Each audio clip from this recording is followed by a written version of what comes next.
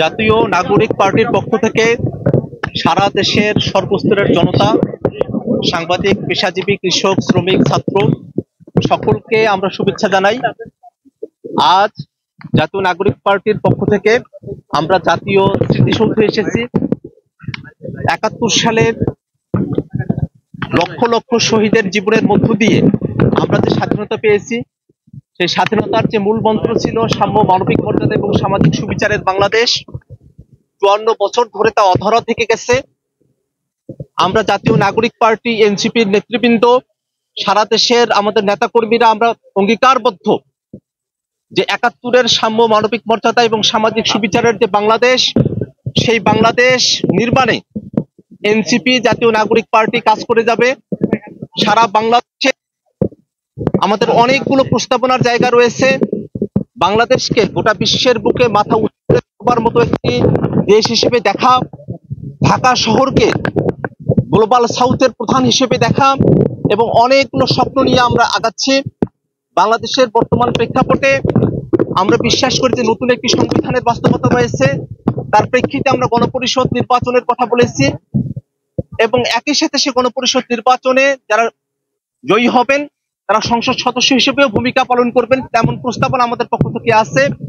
আমরা সারা দেশের মানুষের কাছে আমরা দোয়া চাই যাতে করে যে তারুণদের হাত ধরে জাতীয় নাগরিক পার্টি এনসিপি তার কার্যক্রম শুরু করেছে, যেন বাংলাদেশের সকল সম্প্রদায়ের মানুষকে, সকল ঘরানার মানুষকে, সকলের জন্য একটা আস্থাভাজন রাজনৈতিক দল হিসেবে আমরা আমাদের যাত্রা শুরু করতে পারি। ডান বামের বাইনারির বিভাজনের মধ্যে না গিয়ে সত্যিকার অর্থে একটি মুখ্যপন্থী রাজনীতি বাংলাদেশে আমরা সূচনা করতে পারি। দেশের সকল জেলায়, সকল উপজেলায় জাতীয় নাগরিক কমিটি তাদের কর্মপরিধি এবং বিস্তৃতি করতে সক্ষম হবে বলে আমরা আশাবাদী। এই সময়ে আজকে আমাদের আরো একটি কর্মসূচি রয়েছে রায়ের বাজারে। ২৪-এর যারা শহীদেরা আছেন আমরা তাদের কবর জিয়ারতে যাব, আমরা তাদের জন্য দোয়া করব। এবং দেশবাসী আজকে আমরা একটি ঐতিহাসিক পরিস্থিতি এখানে একত্রিত হয়েছি। আমরা শহীদদের এখানে স্মৃতিসৌধে পুষ্পাঞ্জলি অর্পণ করেছি এবং আমরা কবর জিয়ারতের মধ্যে যাব।